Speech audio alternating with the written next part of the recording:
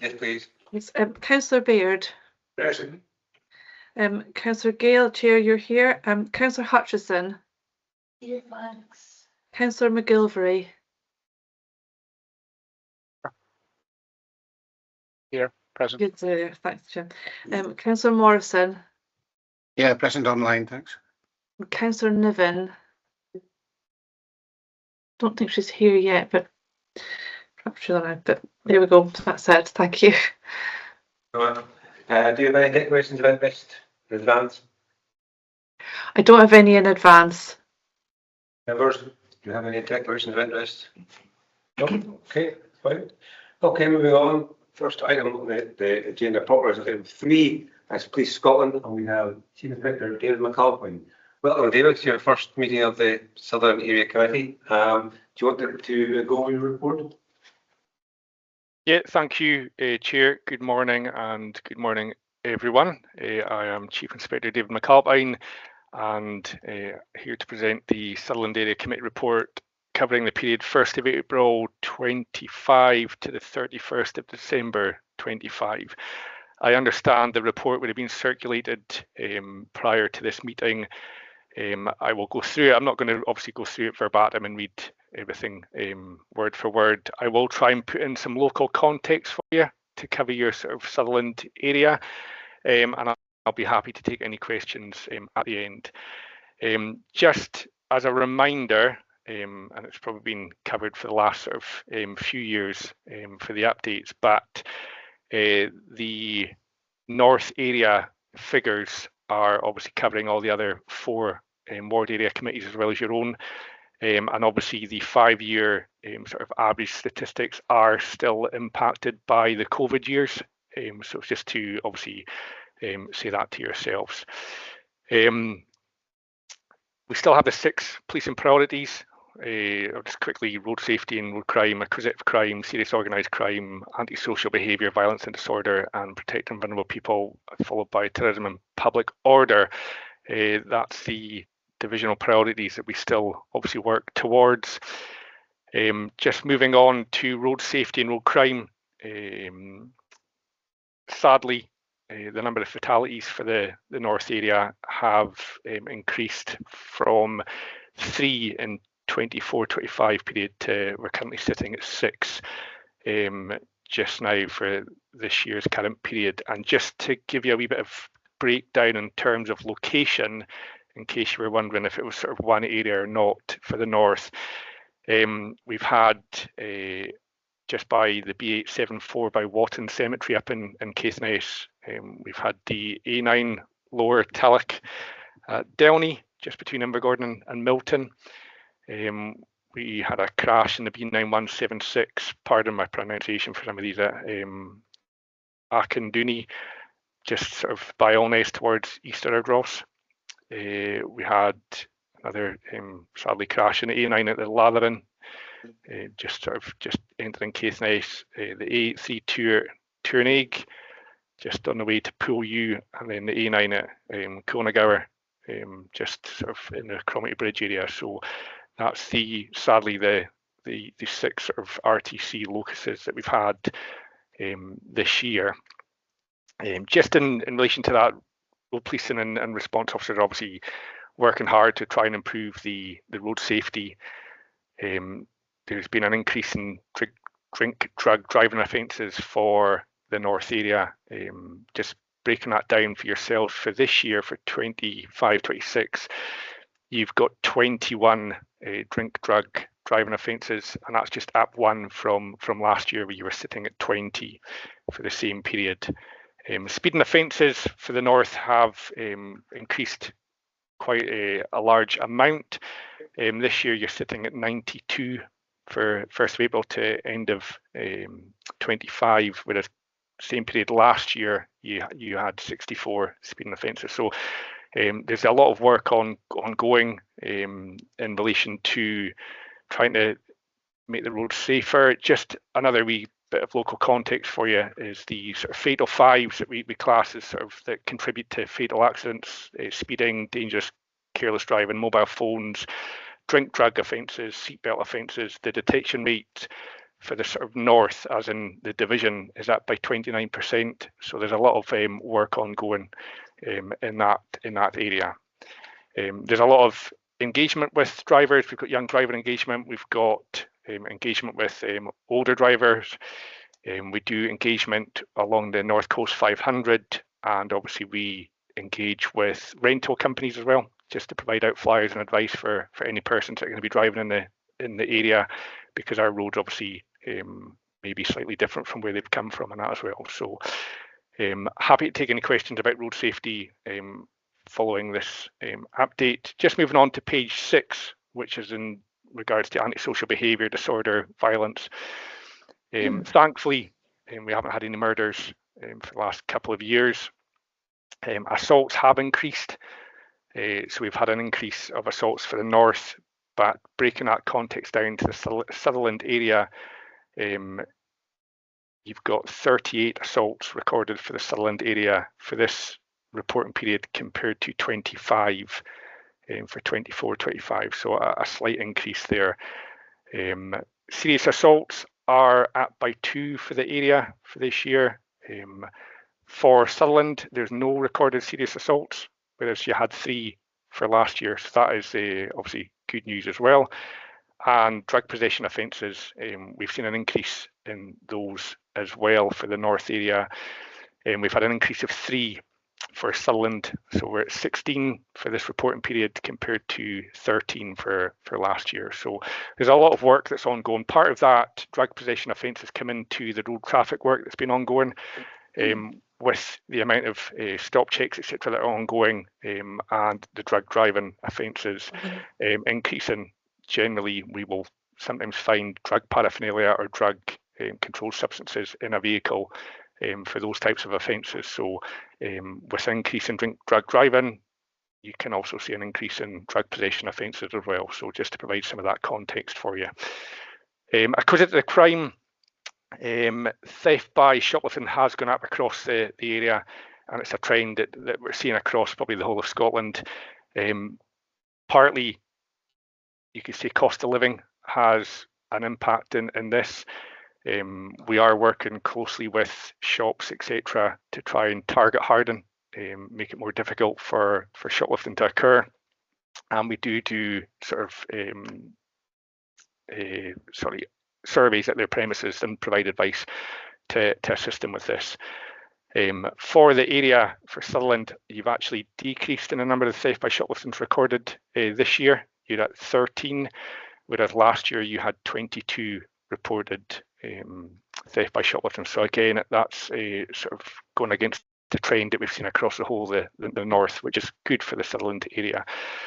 Unfortunately, frauds are increasing in the north, and this is due to obviously people being extremely good at pretending they're from the banks or phishing emails, etc., and that as well. So we are seeing that across the whole of the north, but also across the whole of Scotland, that frauds are increasing, and we're continuing to try and work and push to provide that advice to make it more difficult for people to fall foul of that type of incident. But as I said, the people that are committing these crimes are often in another country, but they are very professional and sound very professional when they are engaging with, unfortunately, the victims for this. Moving on to protecting vulnerable people, you will see that there are 41 rapes recorded for the year to date. That's down 8 on last year. Just again in a Sutherland context, there's 2 reported this year for Sutherland compared to 5 of the same reporting period last year, so a slight decrease. The number does look high, but a large proportion of them are what we would class as non-recent. So with increased confidence of victims of domestic crime, and obviously the support mechanisms in place for victims of sexual offences, we are getting a number of non-recent rapes reported to us. Could be through several years of a relationship, domestic abuse, etc., and that as well. So that 41 will have a large number of rapes have occurred several years ago, several months ago as well in that figure. Domestic crime has increased, I think partly because we are better at recording, but we're also providing that reassurance and support to people to come forward so they have the confidence to report any domestic offences, and a large number of that again will have occurred through the course of our relationship, which has obviously gone on for several years or months. One of the figures which is positive is the number of missing persons that we've had in 25-26. So we're sitting at 93 reported missing person cases compared to 132 for the reporting period 24-25, which is very positive, and that's because there's been a lot of work ongoing with our missing person coordinator, who engages with obviously care homes in the north, and that allows a lot of time for officers to go back and continue patrolling and dealing with crime. And obviously missing person reports are very officer intensive for time. Just moving on to page 9, in regard to serious and organised crime, drug supply offences have gone up slightly in this reporting period to 31 for the north. It's 2 reported cases for your area this year, and I believe you didn't have any last year. So they have gone up slightly, but again that's down to sort of proactive work, vehicle stop checks, drug search warrants, etc., that are ongoing in the north at this time. There's a part there about county lines. County lines obviously is affecting everyone in Scotland and obviously the wider UK. Primarily Inverness is sort of the main area where county lines is occurring. More so for the north, it would be more sort of just those involved in drug offences, drug dealing, etc. Just page 10 is just the brief update for counter-terrorism. We work closely with our partner agencies, third sector agencies, to try and obviously deter and detect anyone that's going to be involved in that. And then if we do find anyone, we work closely to provide them support and divert them from that sort of ideation as such. Pages 11, 12 and 13 go into the crime stats for the last sort of 5 years and the different groups and classifications of crimes. That is just obviously a quick brief update, but happy to take any questions from you that you may have regarding the report that was issued. Thanks for that, David. It's really helpful. A lot of questions I had you've already answered, so thank you very much for that. Much appreciated. The only thing I have left is on page, see what page it is, page 11, where I did the crime statistics. I just noticed a significant jump in the cruel and unnatural treatment of children. I wonder if you could give us any background on that, please. Yeah, so obviously that sort of, I was going to say charge, but that classification will cover quite a lot of the offences against children, just to capture all the stats. So again, we are seeing a lot of cases that are non-recent, where individuals are reporting when they were younger being abused by parents or other individuals in that as well. So a lot of the figures will be from several years ago, and people are just having that confidence to come forward now to report it when they're older, or they feel more comfortable to report it when they're a wee bit older than that as well. So yes, there will be a number from recent, which is obviously sadly something that continues to affect children in our area, but there will be a proportion that are from a number of months, years, decades ago. Okay, thank you for that. No more questions from me. Members, do you have any questions? Kinlochbervie. Yes, thank you for your report there. If we could go back to the speeding side of things, we are still getting a lot of noise in Border Bridge, even although we've got the 20 mile an hour coming in from the A86 Laird Road and going out by Dornoch Road or going out to Argyll. There was last week I reported at this area meeting that there was a survey box between the bridge and the telephone exchange. I just wondered, is this a statistic for yourselves for numbers and speeding, or is it for the council? I'm not sure. But yeah. Sorry, on you go. Sorry, I didn't Yeah, think you were. so that box has been up for a week, and I noticed it was taken down as of yesterday or over the weekend. Maybe it's not been looked at for, going through the tape just to see where we are. I also mentioned to our safety lady, Lisa, and council that she was going to get those smiley signs for coming into the Bona Bridge on the A86 and obviously going out at the Argyle end as well, coming in from there. We still haven't got those, but I happened to be out for a reasonable walk last evening, and very much aware of people not observing the limits. They were really motoring it. So I don't know what further you can actually do, particularly concerned about the safety, which it took me about a couple of years to get the speed down from the bridge, covering the hub area where there's a lot of young children come in to using the soft play area and that. And I know some of your previous inspectors were also concerned, because I know they were bringing their own children down to the hub and were aware of very fast speeding when they come off the bridge, put the foot down and head out to our guy. So I don't know if there's anything further you can help us with there. No, so in relation to the sort of traffic survey box that you mentioned, that'll probably be your local authority council that are doing probably traffic survey in terms of numbers on the road or that as well.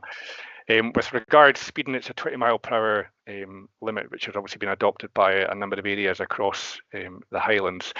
They're not actually generally enforced for speeding by Police Scotland, just generally because by it having been 20 miles per hour, the idea is that people will reduce from 30 to a lower limit, which primarily is what is occurring. But if you are raising some issues about Bona Bridge, I can pass it on to the local inspector just to see if we can have some extra presence. Yeah, it's the 30-mile-an-hour bit between the bridge and the telephone exchange, which completely protects the area coming into and out of the hub, and also the picnic area.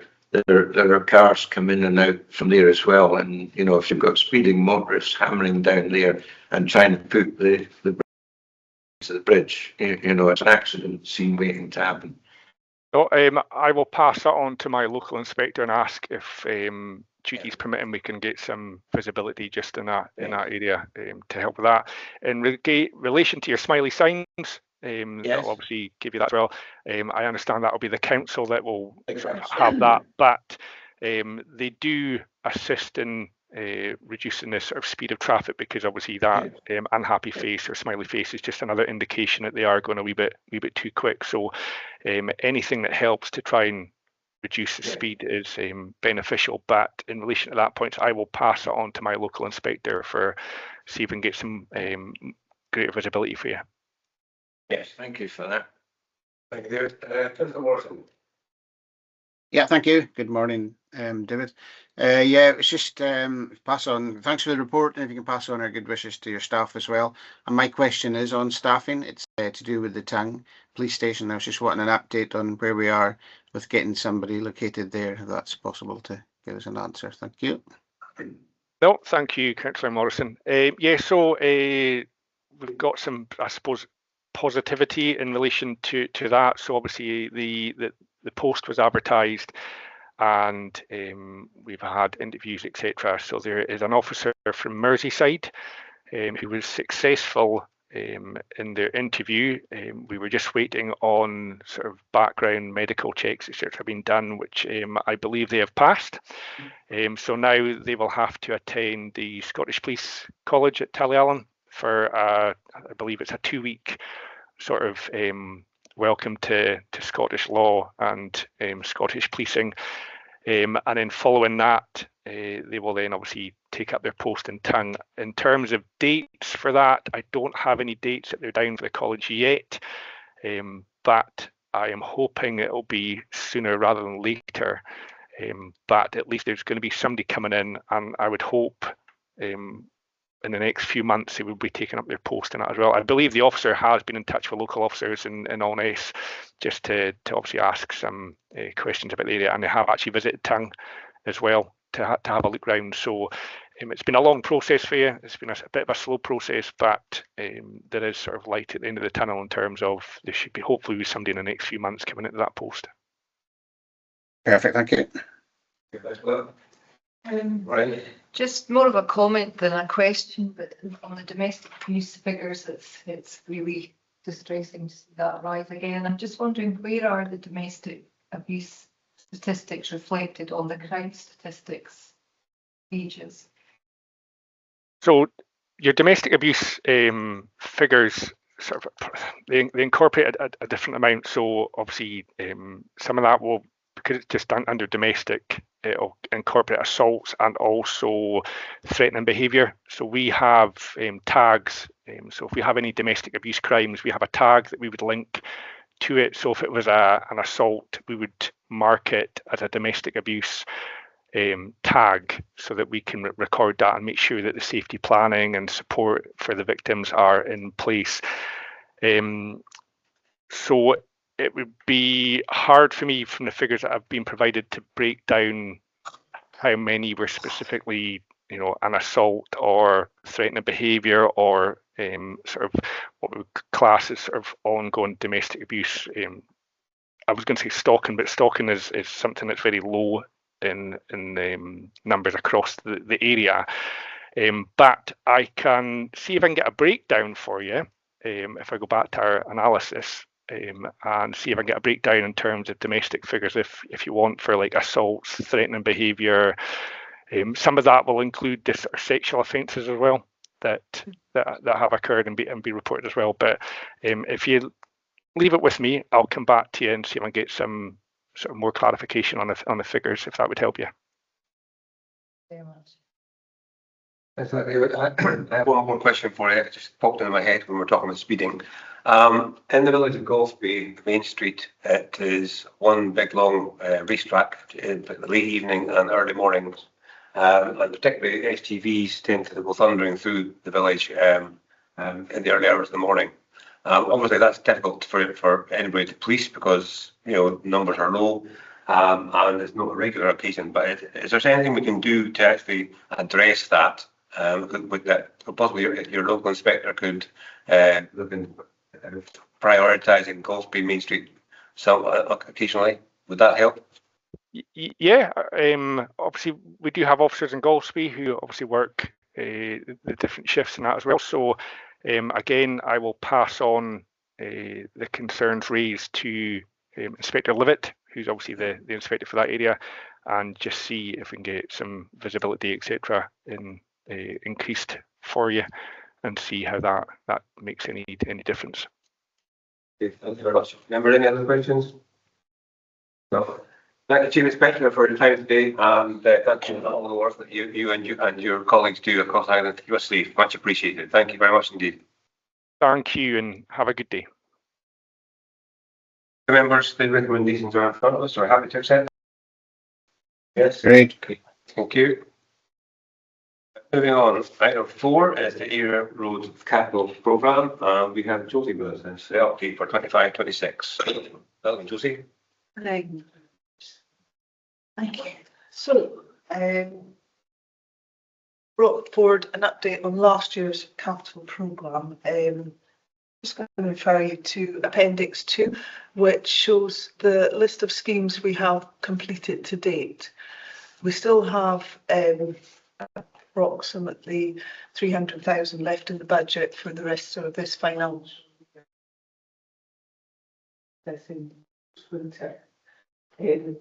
Change in the road network to identify where to spend these.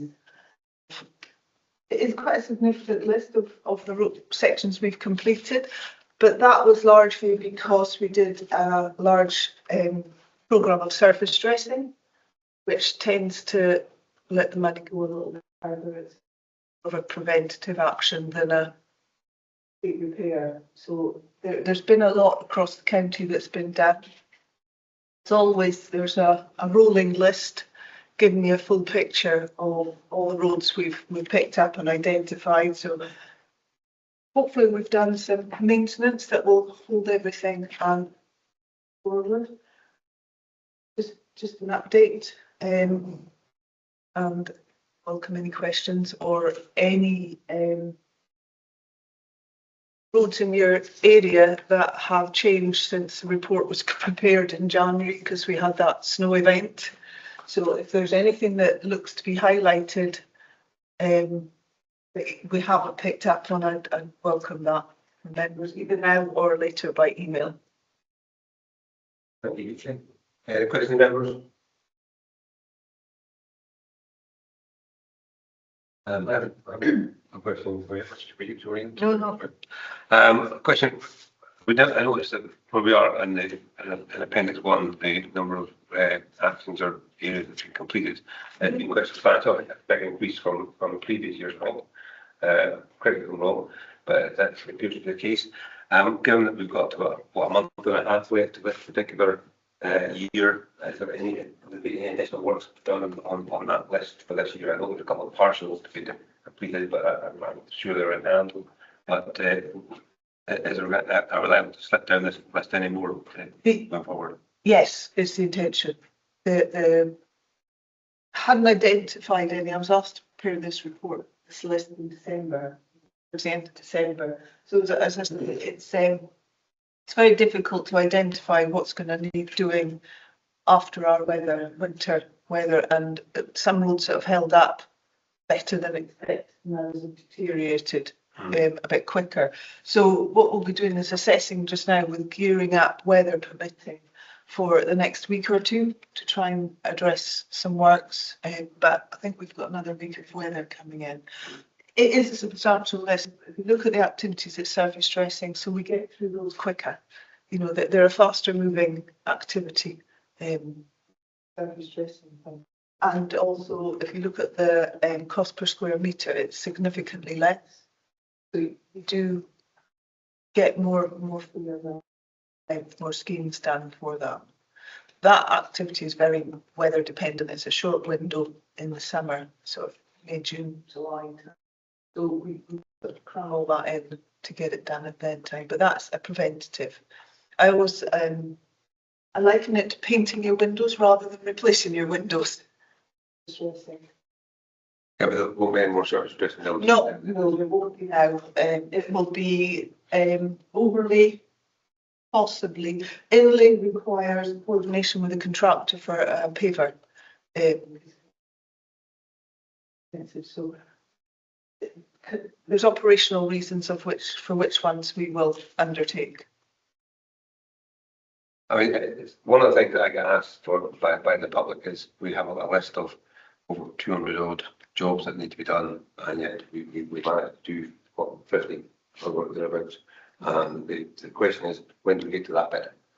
When does that bit come? So we've had this discussion before, but if you just clarify that so that we can make that.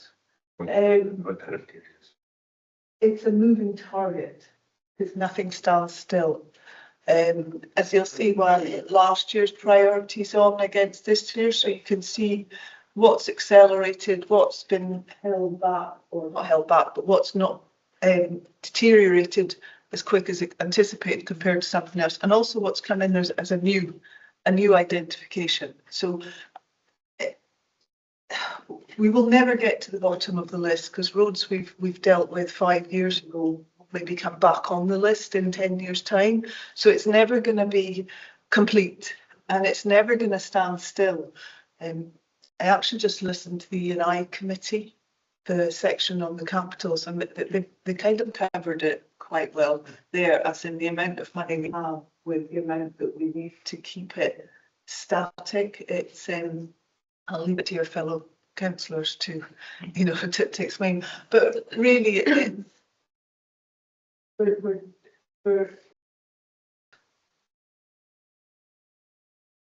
we've underinvested for a lot of times, and we're trying to keep up with what we've got, and we're working to spend the best, get the best value with what we are given. And I would highlight that the investment that's been given into roads and since lockdown really has been significant. The increasing capital we've had, there has been an acknowledgement, but like it's not it's not fixing the problem, because roads are a constant thing. The amount of traffic has increased, the weights of vehicles has increased. So, and the list doesn't stay static to reflect what's been done, what's highlighted. I mean, we only need to look in the last week. We'll see something changing, and that's what we're trying to reflect, that constant update. What I would say is that the amount of money we've given is very welcome, but the challenge is utilising all the resources available. Work, and there may be a point where saturated resource. Do utilise contractors to do that, and we work alongside contractors to do it. At the moment, we try and keep as much in-house as well, to keep those skills in-house as well. So there's a constant balance, and it's a constant evolving situation. But even if somebody gave us the money to pick off all these schemes, the physical challenge in doing them all would be one of the things, but also the sheer scale of disruption to the community would be another thing. You try and program your works on and over the west, weather and the increase in tourists, so you don't, impact on that. So there's a balance of what we're trying to do. We're also trying to balance it with other works, whether it's BT or Scottish Water or new bridges, but never. So there's a constant programming element as well, trying to fill it all in. Okay, thanks for that, Josie. Members, any questions? That's weird. Well, not really a question, but do you get some money from these wood contracts? Like, so we see those notices on the B9176 that if there's damage or what done, So what's the position there? the timber industry, their vehicles are permitted to be on our roads. The only reason there wouldn't be is if there was a weight restriction. So there is a group, the Highland Timber Transport Group, that work with the timber industry and the Highland Council to manage that. It is voluntary. We do not get money from the timber industry directly. Scottish Government has recognised that there's support needed. So annually they put out a strategic timber transport funding package whereby all the councils and the private timber people can put forward a project for consideration to attract funding. Generally, I think the criteria is that there's much funding provided. So Highland Council, their strategic budget, do identify a timber element for much funding. Mm-hmm. So that comes up, but we are bound by their criteria of where it comes. Right. Yep. So the short answer is no, we don't get directly from the timber industry. No. Thank you, Josie, for that. Okay, members, there's no other questions. Again, recommendations are before you. Are you happy to accept them? Yes. Okay, thank you. Okay, moving on. We'll see you at the Era Host Capital Programme 26-27, and of course we still have James here to present that to us. Yeah, so this is the report for this year's programme from April onward, financial year. It's a revised prioritised list in the appendix, and it's been identified because the funding's been a rolling programme. So this list is a rolling programme.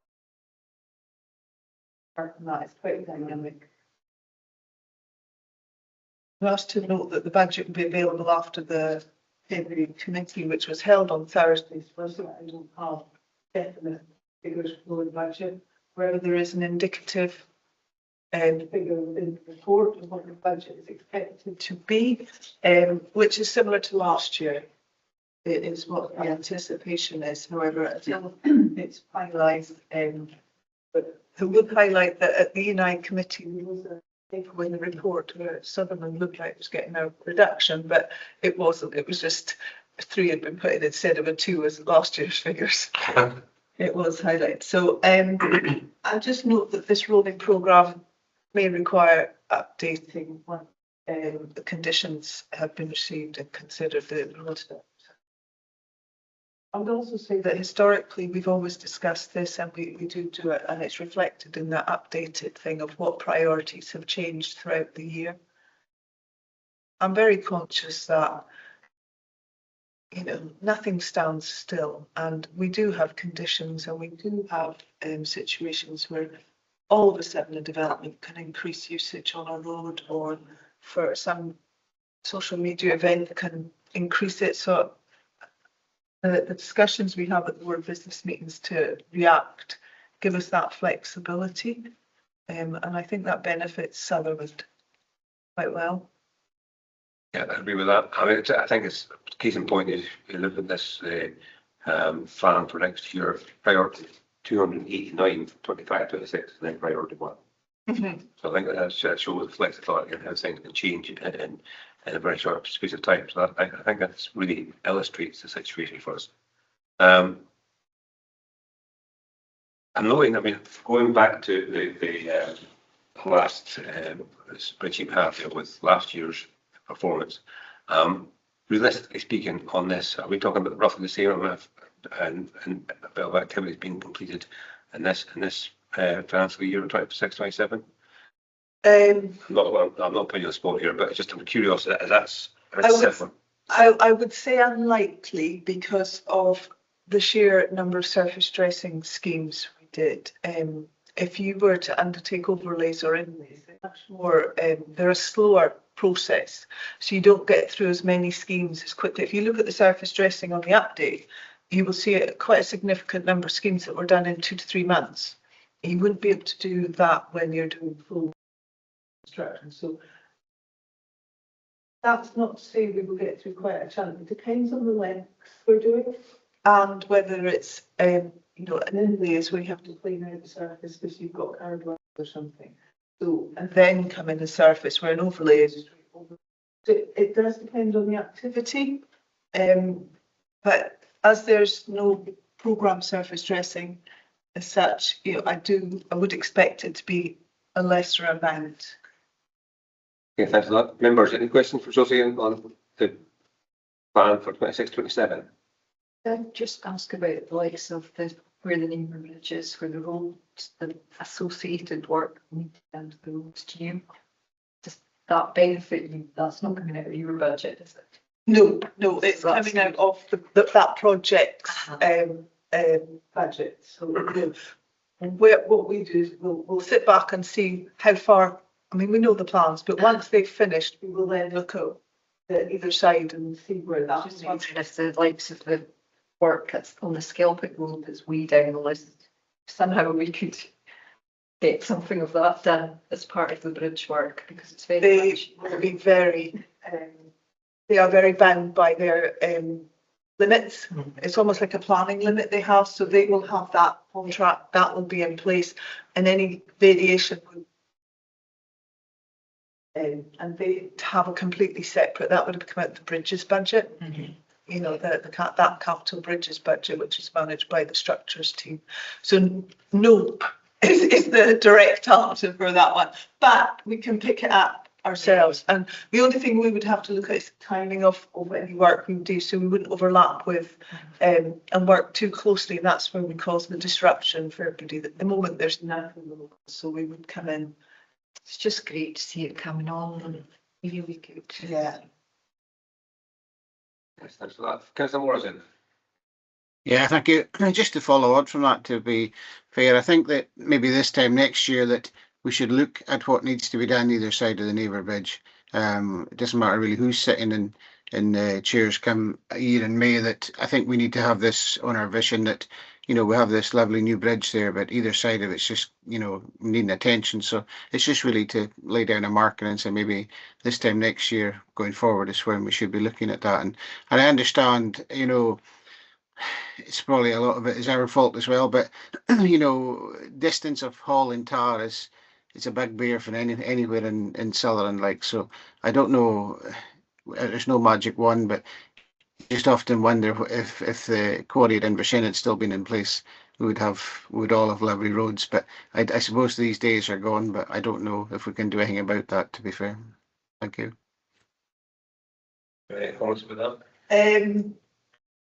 I would suggest you chat with your Caithness colleagues, because they mentioned the issue of quarries and quarry availability at the Caithness Area Committee.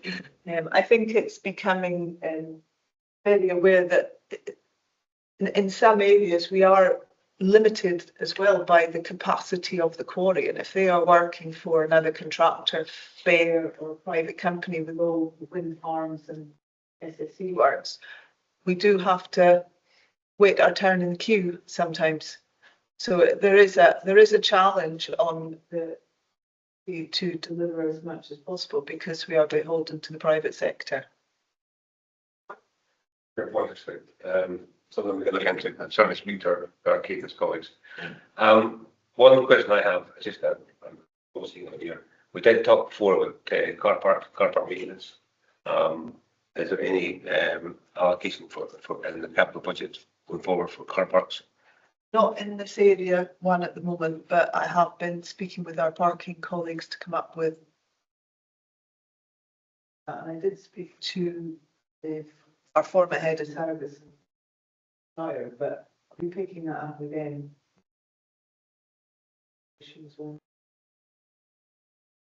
Are there any other questions or Josie or comments? No? Okay.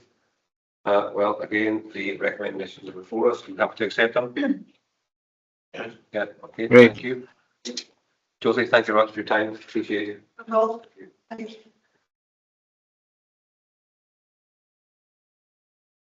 Okay, members, next item on the agenda is item 6. It's the housing revenue account garage rents for 26-27. We have Colin Sutherland online, I think, to introduce this report. Thank you, Colin, and welcome. Morning, Chair, and morning, councillors. Good morning. Yes, I've been asked to provide you with the housing revenue account for garages 2026-27. This report provides information on garage rents for Sutherland and invites the committee to set the rent levels for garages held on the housing revenue account for the coming year. The committee is invited to agree a level of rent increase to apply to the Sutherland garages. I would like to take you to 7.2. The impact on garage rents in Sutherland at an average increase of 8%, 9% and 10% is summarised in the tables below. At 8%, the increase for the year would be £2,653.40. At 9%, it would be £2,985. And at 10%, it would be £3,316. Okay.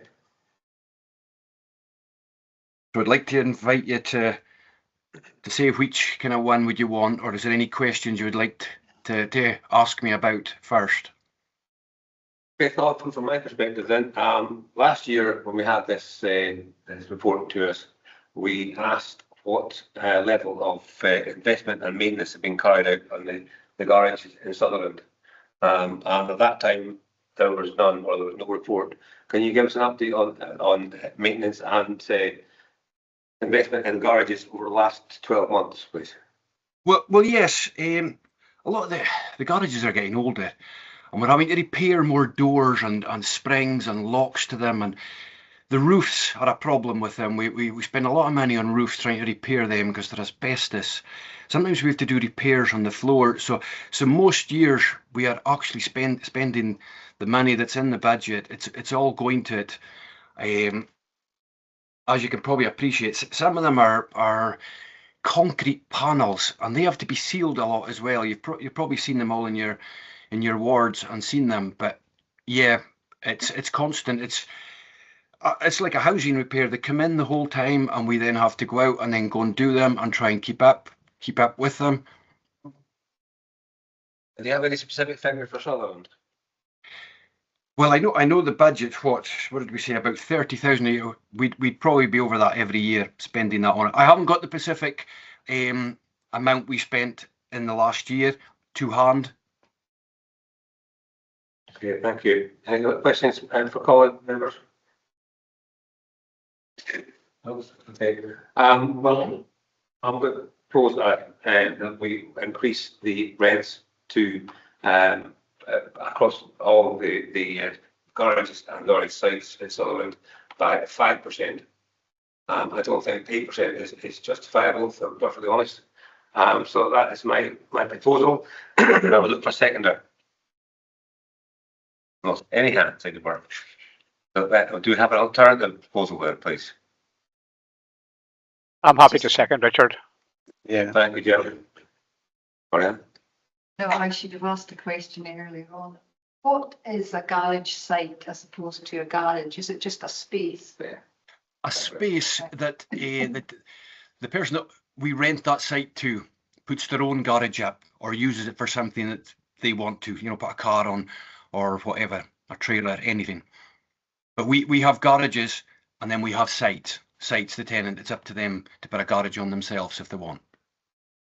So where they've removed the garages, for example, in Kinlochbervie, would that then be classed as a garage site, or is that just nothing? I'm not sure what the class that is now. I don't think it's classed as anything because we made parking in those areas. Yeah. Because it's most of that kind of garages we have throughout Sutherland, that concrete panel ones, and they've all seen better days, to be quite honest. If you go round and look at them, you'll see how bad they are, especially the doors and the hinges to the doors, things like that. Just feels like we'll go on if they're not making any money, we're never going to get them into a better condition and like money allocated.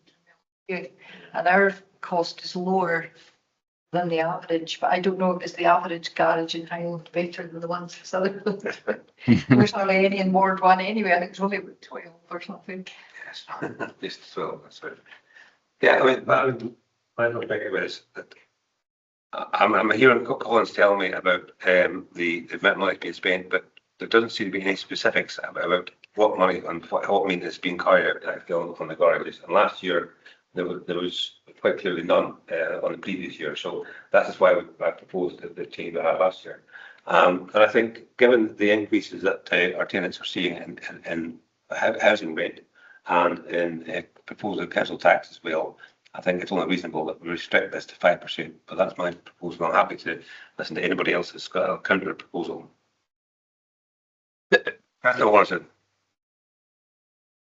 Yeah, no, Chair, quite happy with that. Sorry, I couldn't get my button to mute the last time. Otherwise, I would have seconded you, but no, I'm happy with that. I think that, what we have in Sutherland is maybe not 100%, but, as you said yourself, we can't be putting it up too much if the standard is not there. So I think 5% is fair. Thank you.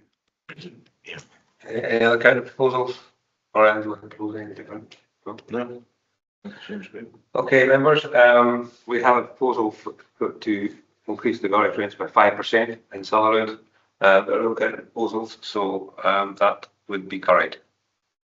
Thank you. And second by proposed by myself and second by Councillor Golspie. Okay. Okay, thank you, Colin. We'll move on to the next item on the agenda, which I believe is yourself, Colin, again. Yes.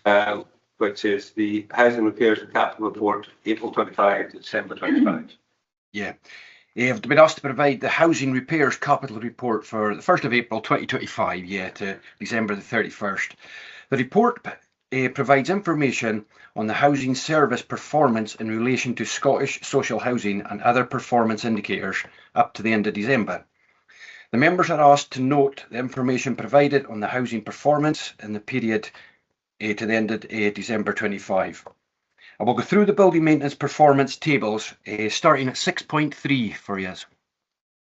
This table is the average time taken to complete an emergency repair. The target is 12 hours. As you can see, building maintenance in Sutherland is well within that timescale. Then table 2, the one below it, is the average time taken to do a non-emergency repair, with a target of 8.9 days. Going by this table, Sutherland continues to be within the 8.9. Table 3 is the average relet time, with a target of 55.6 days. Sutherland, we managed to meet those targets. Overall, going by the 3 tables, the performance is quite stable throughout the year so far.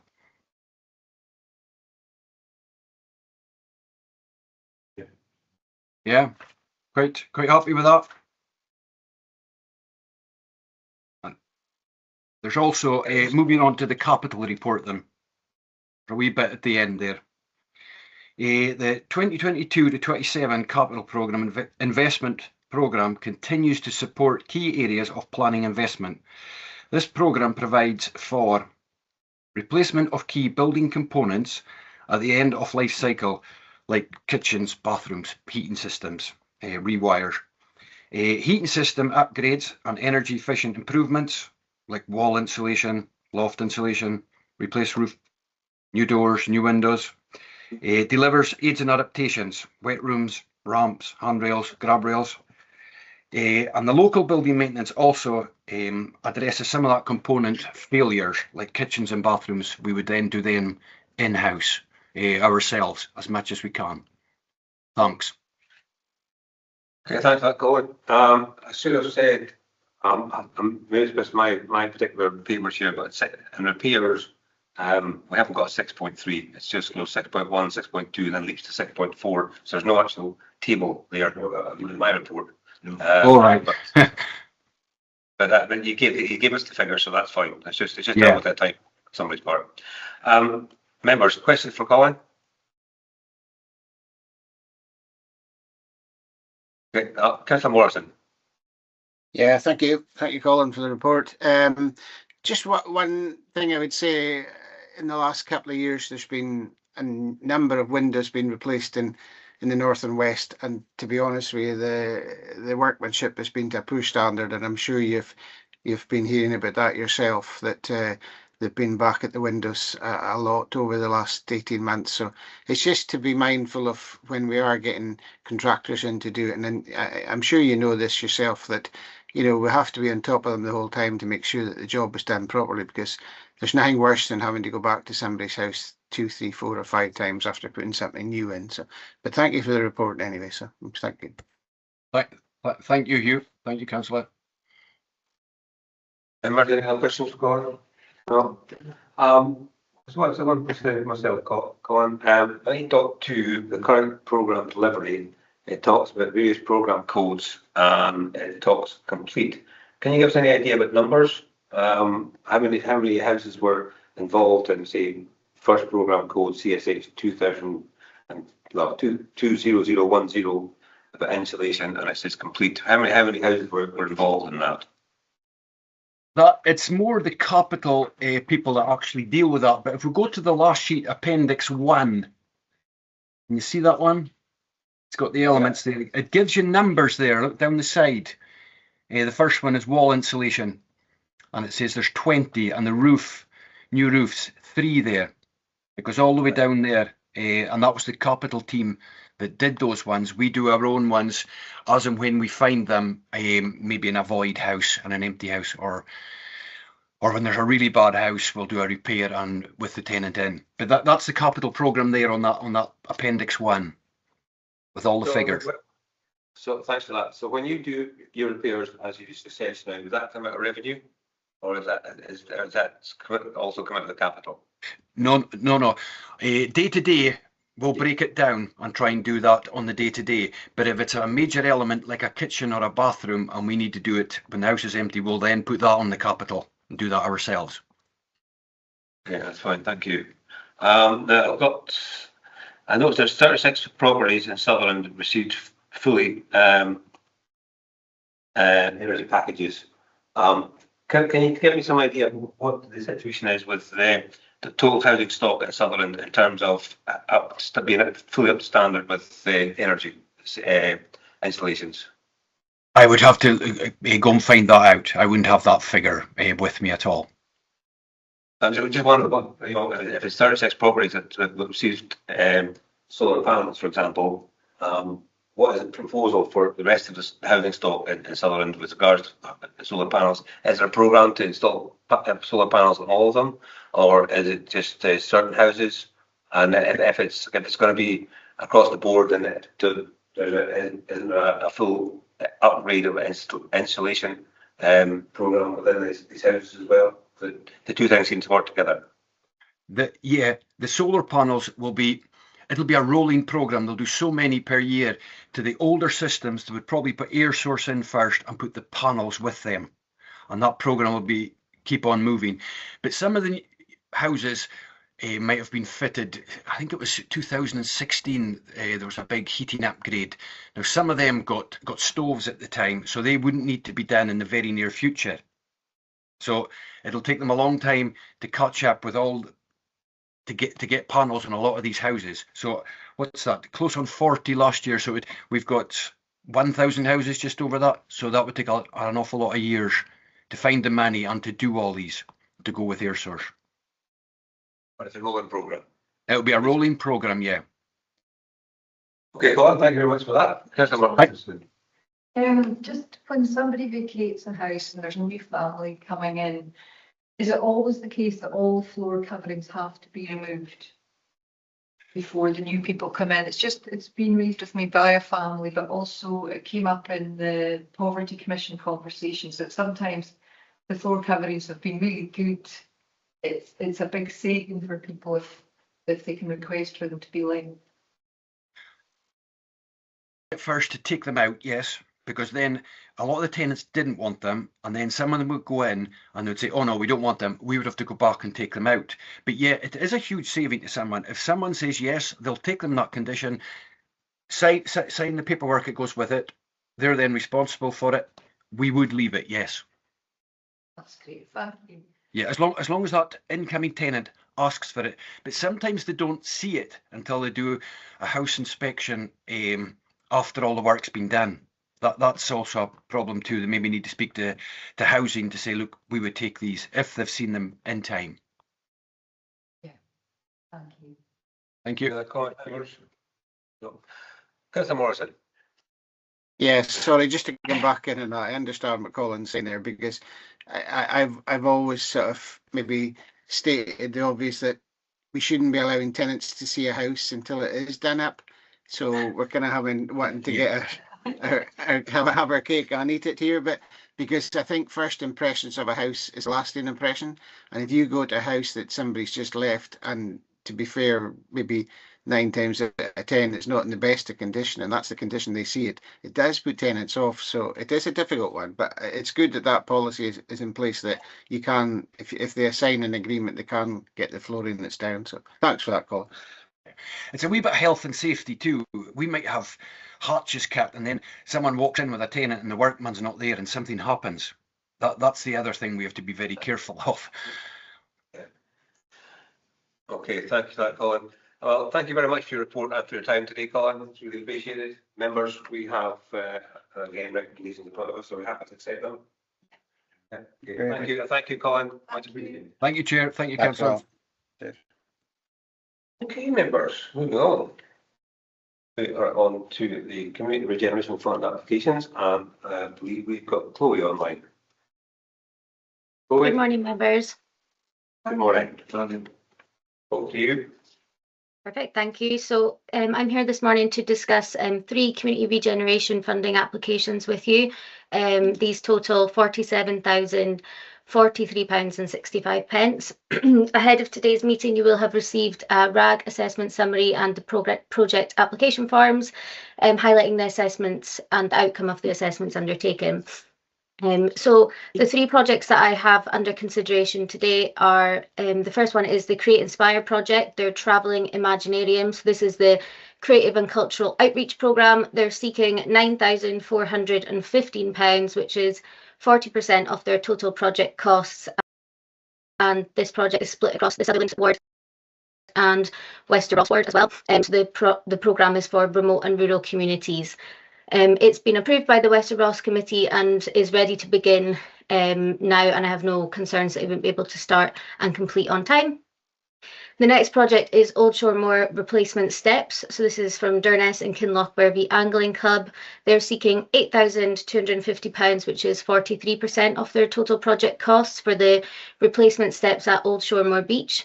The project is scoring well. It's only been marked down slightly due to planning and some other permissions pending, but I have no concerns that they won't be in on time.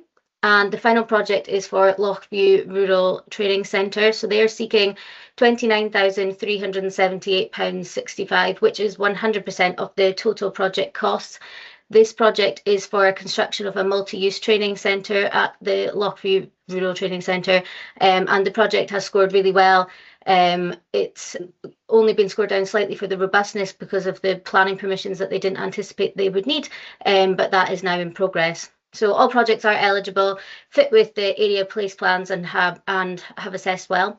So in summary, members, you're asked to consider the 3 projects with a total grant request of £47,043.65 with your available funds of £290,008. So the fund is undersubscribed. And I would be happy to answer any questions on any of the projects. Thank you. Thank you very much, Chloe. I have no questions. I've read over the applications and they all seem good to me. I have no questions about any of them. I think they're all very positive projects. But I'm happy to open it up to the members to see their thoughts. Any questions or any comments, members? Mr. Morrison. Yeah, thank you, Chloe. No questions. I just want to say that really good projects, and I support all 3 of them and happy to move this forward. So thank you very much on that.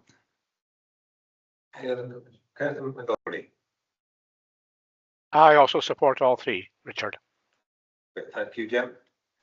Me too, very supportive of them all. Oh, you got a fully unanimous committee here, Chloe. Thank you very much indeed for that, and thank you for all the hard work you put into assessing these. It makes a huge difference. It makes our life an awful lot easier. So really appreciate it. Thank you very much indeed. Okay, members, we've accepted that. Any other comments you want to add, Chloe, or are you quite happy with that? No, perfect. Thank you very much, members. Okay, thank you, Chloe. Thank you. Okay, members, that was nice and straightforward. All with the project going forward. Right, next item on the agenda is item 9. And it's attainment reports for Golspie, Farr, Kinlochbervie and Dornoch ESGs. And we have Annika online. Hello, Mark. Good morning, Annika. Welcome. Good morning, members. Okay, do you want to go through your report? Yeah, good morning. Golspie High School first. Good morning, members. I'm stepping in today for the 2 ACWIMs as they are off today. So we've got 4 reports, and I think I just kind of give a quick overview of them all, and then obviously, as always, welcome for you to ask any questions. So you have seen this report before. So the report provides an update of key information in relation to the schools within the 4 different ESGs, and I'm going to start with the Golspie High School Associate School Group. It gives you an overview of attainment for primary schools in the ESG for June 24-25, unless otherwise stated. The primary schools in the Golspie ESG serves 300 pupils in the primary, with 62 children in addition in our ELC settings. Some of them are obviously in school settings and some of them private or voluntary settings too, and that's per the September census. Our secondary schools currently serve 257 young people. And in all of the reports, we're asking the members to scrutinise and note the content and note the reporting around the primary schools attainment data. From all of the reports, you can see there's quite a lot of information within them, particularly with the Golspie and Dornoch one, because of their sizes. And as I said at the beginning, obviously I can take questions now, but any specific questions, the head teachers and your ACWIMs could come along to a future area ward meetings to just kind of unpick it further if you so wish. You can see the standard quality reports as the schools had rated themselves in June 2025 in the different reports as well. And you also notice within the Golspie ESG, we have 2 primary schools that had an inspection from HMI within the last 5 years. In the Golspie ESG of the primaries, if you look at attendance data, there is a mixture of the overall attendance for the schools compared to local and national data, with the highest schools slightly over Highland national average, which is good news. The attainment overview for primary schools shows how schools within ESG perform in line or above with the Highland average in all areas, with majority of primary schools performing in line with national average, which is also really good news. Please note the data of the smaller schools across all 4 reports have not been shared due to confidentiality of individuals. The next 2 reports, I'm going to start with the Farr High School. Again, you can see there's not much data in it because of the size of the schools, as children can be identified, and this is maybe you want to call head teachers into an area ward meeting for more discussion if you so wish. But currently in Farr High School, ESG, the primary schools in the area serve 89 children, with ELC with additional of 17 young children within, and that's again the September census. Secondary schools have 72 young people within the school. And again, we're asking members to note and scrutinise the content of the report regarding the primary school's attainment. However, there's not really anything in it because it's such small numbers. However, you also note from the report that 2 schools within ESG have had an inspection by HMI within the last 5 years with very good results. And 2 out of the 3 primaries have also higher attendance in the Highland and national data, with the highest school slightly over both Highland and national average too, which is also good news. Moving on to Kinlochbervie. Again, the primary schools in this area serve 39 pupils, and the EL settings have currently 15 young children within them. Secondary school, they serve 28 young people. Again, please scrutinise and note the content of the report regarding the attainment, but again, not much detail within the report. 1 out of 3 primary schools within the last 5 years had an HMI visit, and 2 out of the 3 primaries had higher attendance than Highland and national data, with a high school slightly under Highland and the national average. And again, as I said, it's not much detail around the data in the report due to the pupil numbers. Then the final report is Dornoch Academy associated school groups, and the primary schools at the moment serve 210 pupils. Within ELC settings, we have an additional 41 young children within, and again, that was September data. Secondary school serve 229 young people. Again, please scrutinise and note the content of the report regarding primary schools attainment. As you note from the report, 1 out of the 2 primary schools within the ESG have had an inspection by HMI within the last 5 years. And both primaries had higher attendance than Highland and above national data, with the academy under the Highland, over the Highland but below the national average. The smaller of the 2 primary schools attainment cannot be reported on due to the low pupil number, but you can see there that the Dornoch primary is doing well too across. And that's the 4 reports. Thank you for your time. Thank you for that, Annika. Members, questions for Annika or any comments? Councillor Hutchison. It's not a question, it's just to say it's great to have the information, and in particular the positive destinations from all of the ESGs. When I first got the papers, I did raise with some of the education officers about the fact that coming from Sutherland, and we have overlap into schools out with Sutherland in the Liverpool High School and the associated primary schools, which have maybe 50 to 60 children from Sutherland. We routinely don't hear about it at this committee, so I have raised that, and education officers have got back to me immediately saying that that information will be provided. So if you could pass on my thanks for that, that's great. Thank you. Councillor McGilvery. Just a comment about the Dornoch ESG. I consider myself to be a customer of Dornoch ESG, having grandchildren in both primary and secondary, so I'm very happy with the quality of education they're receiving. Thank you. Any other questions or comments, members? No. Okay, just myself. Alec, thank you very much for the reports. As there makes good reading. The main there are some areas of weakness which are noted. I'm sure you're aware of yourself. Given that the small numbers of pupils in some of the schools, I appreciate the percentages can be very misleading. And it can make a big difference. Just 1 or 2% can actually be, a fairly large portion of the school. So it is. We have to remember that when we read the figures and make sure that we put them all into context. But generally speaking, the reports are positive, and I would like to thank yourself for presenting it today. Members, if the recommendation for all 4 ASGs are before us, we're happy to accept them. Yes. Okay. Thank you very much. Okay, members, moving on. Thank you, Annika. Moving on. Item 10 is the common good for the Dornoch common good fund accounts and audit reports. And Fiona is going to introduce that first. Fiona. Thank you, Chair. Morning, members. This report provides an overview of the financial position and key activities of the Dornoch Common Good Fund.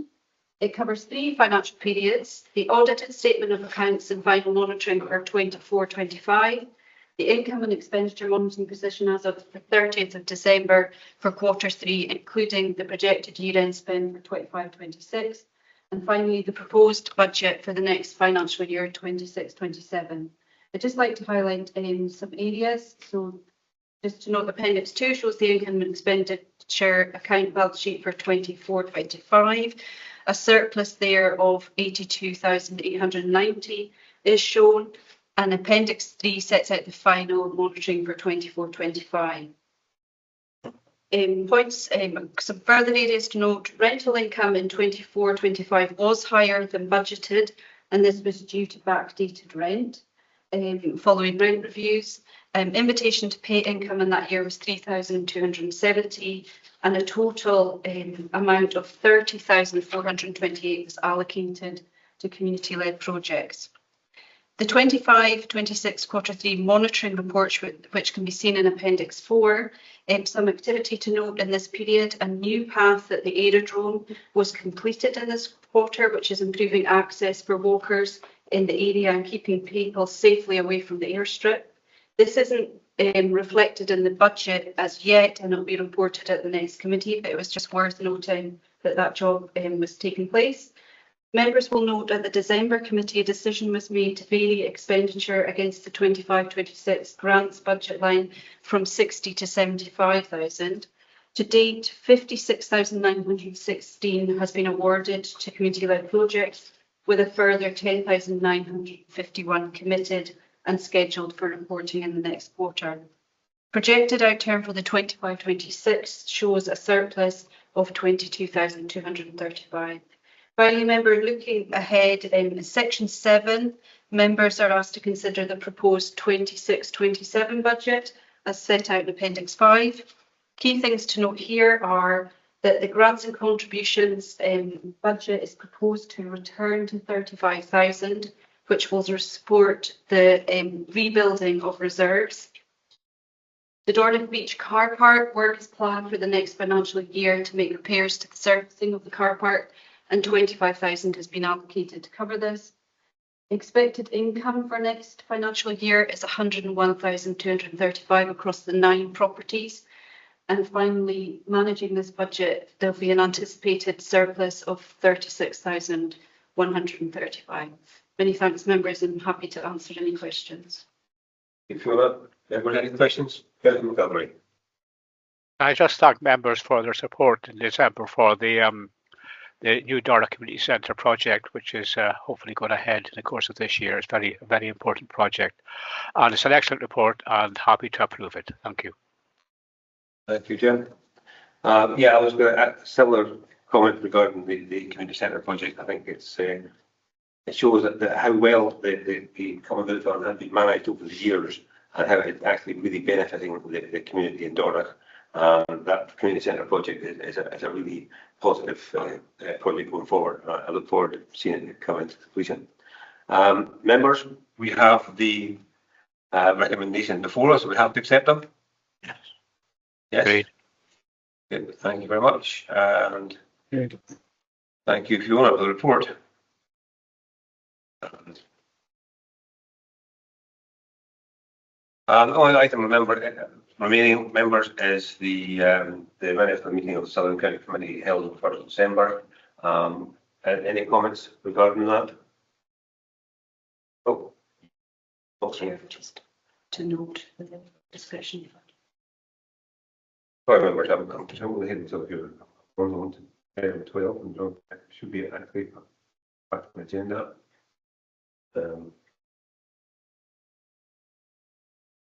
Yes, item 11 is award 1 and 4 discretionary fund approvals, and we are invited to note the awards. Now we've discussed these awards right the way through the year, so you should all be familiar with them. Does anybody have any comments regarding the awards that we've made over the last 12 months?